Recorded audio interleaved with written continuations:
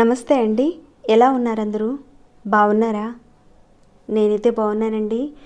మీ అందరికీ అమ్మవారి ఆశీస్సులు ఎల్లప్పుడూ ఉండాలని కోరుకుంటూ ఈ రోజున చాలా శక్తివంతమైన ఒక పరిహారం గురించి మనం తెలుసుకోబోతున్నాం. మరి ఈ పరిహారాన్ని చేయడం వల్ల కలిగే ఫలితాలేంటి, ఎవరు చేసుకోవాలి, ఇవన్నీ కూడా చెప్తానండి వీడియోలో. ముందైతే ఒక చిన్న రిక్వెస్ట్, ఈ వీడియోకి ఒక చిన్న లైక్ చేయడం మాత్రం మర్చిపోకండి. కొత్తవారు ఎవరైనా ఉంటే అనేక రకాలైన సమస్యలకు సంబంధించిన పరిహారాలు మన ఛానల్లో ఉన్నాయండి. మీరు ఒకసారి ఛానల్లోకి వెళ్ళి చూసి మీ సమస్యకు సంబంధించిన ఒక పరిహారాన్ని మీరు ఎంచుకుని ప్రయత్నం చేయండి. మీకు వచ్చిన మార్పుని, రిజల్ట్ని నాతో షేర్ చేసుకోవడం మాత్రం మర్చిపోకండి.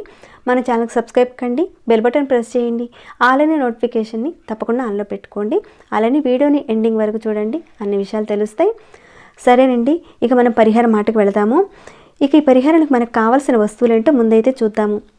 పసుపు, అలానే కుంకుమ, అలానే ఒక వైట్ కలర్ పేపర్, ఇవి మాత్రమే కావాల్సి ఉంటుందండి. చాలా చిన్న పరిహారం, అతి శక్తివంతమైన పరిహారం ఇది. ఈ పరిహారాన్ని మీరు చేయడం వల్ల ధనవంతులు కావడానికి ఎక్కువగా అవకాశాలు ఉంటాయి. కోటీశ్వరులు అవుతారు. అధిక ధనం, అపారమైన ధనాన్ని మీరు సంపాదిస్తారు. ధన సమస్యలు తగ్గిపోతాయి. డబ్బు నిరంతరం మీకు వస్తూ ఉంటుంది.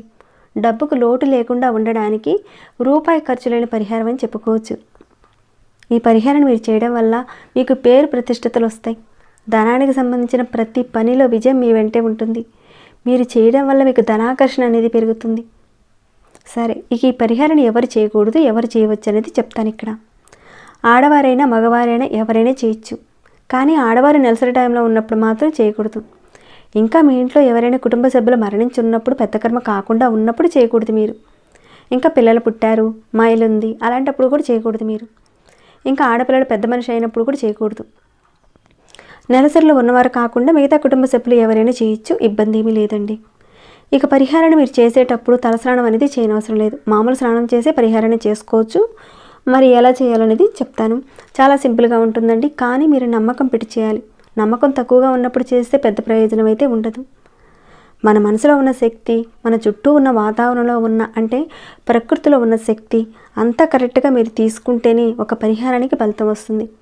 కాబట్టి నమ్మకంతో చేయండి. ఇక ఈ పరిహారాన్ని మీరు ఆదివారం రోజున ఉదయం నుంచి సాయంత్రం లోపుగా ఎప్పుడైనా చేయొచ్చు.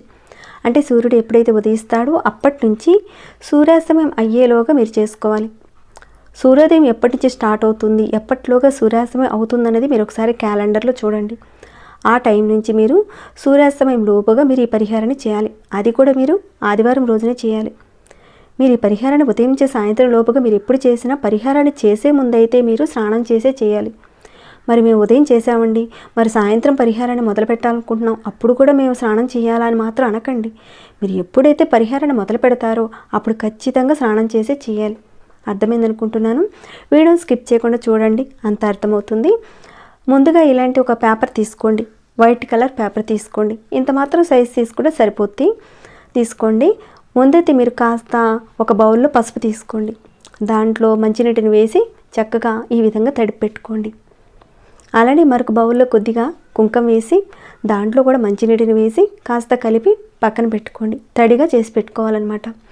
ఇక మీరేం చేస్తారంటే వైట్ కలర్ పేపర్ మీద ఈ పసుపు ఉంది కదండి, తడి పసుపు ఉంది కదా, దీనిని మీరు ఉంగరపు వేలుతో తీసుకొని ఆ పేపర్ మీద ఒక్కట్లు వ్రాయాలి. ఇక్కడ నేను మీకు చూపిస్తానండి, మీరు చూస్తుంటే అర్థమవుతుంది మీకు.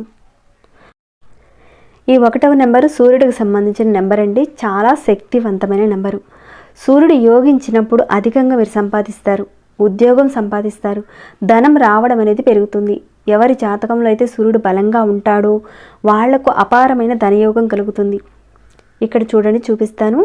1, 2, 3, 4, 5, 6, 7, 8, 9, 10 ఇలా ఒక్కట్లు మీరు 10 ఒక్కట్లు రాయాలి. పసుపుతో 10 ఒక్కట్లు రాయాలి.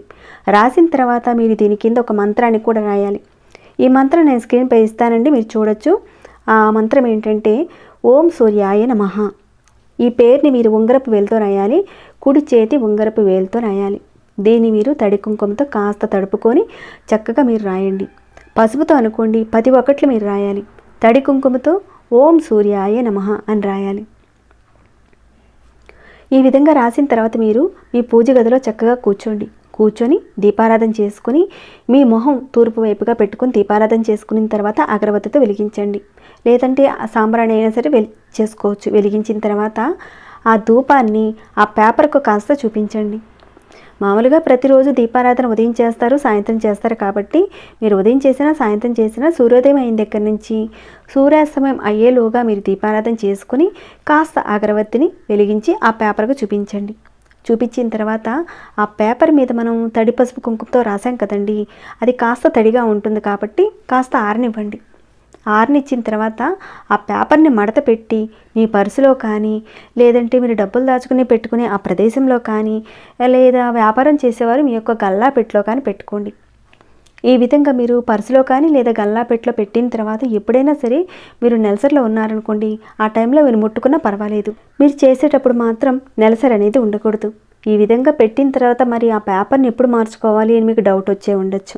అది కూడా చెప్తానండి. ఆ పేపర్ కాస్త నలిగిపోయినా పాడైపోయినా లేదా చినిగిపోయినప్పుడు మీరు దాన్ని తీసేసి మీ పెరట్లో ఉన్నాక అంటే మట్టిలో కానీ లేదంటే మీ ఇంట్లో ఉన్న మట్టి కుండీలో కానీ కాస్తంత గుంత తవ్వి ఆ గుంతలో పెట్టేసి మట్టితో కప్పేయండి. మళ్ళీ ఆదివారం రోజున ఇదే విధంగా మీరు చక్కగా ఒక కొత్త పేపర్ తీసుకొని ఈ విధంగా చేయండి. ఈ విధంగా మీరు చేయడం వల్ల సూర్యుడి యొక్క బలం మీకు పెరుగుతుంది. ఖచ్చితంగా మీకు ధనయోగం కలుగుతుంది. ధనవంతులు అవుతారు, కోటీశ్వరులు అవుతారు. ఎవరైనా సరేనండి ఈ నెంబర్ రాసి మీ దగ్గర పెట్టుకోండి. నమ్మకంతో చేయండి, మంచి ఫలితాలు అయితే ఉంటాయండి. మరి ఇక ఈ వీడియోని ఇంతటితో ముగిస్తున్నాను. ఈ వీడియో మీకు ఎలా అనిపించింది? నచ్చిందా అండి? నచ్చితే కనుక ఒక లైక్ చేయడం మాత్రం మర్చిపోకండి. ఇంకేమైనా డౌట్స్ ఉంటే కనుక అడగండి, తప్పకుండా రిప్లై ఇస్తాను. ఇంకా సబ్స్క్రైబ్ కాకుండా ఉంటే మన ఛానల్కి సబ్స్క్రైబ్ చేసుకొని ప్రతిరోజు మన ఛానల్లో ఉన్న వీడియోస్ని చూస్తూ ఉండండి. మరొక భక్తి వీడియోలో మళ్ళీ మిమ్మల్ని కలుసుకుంటాను. అంతవరకు సెలవు.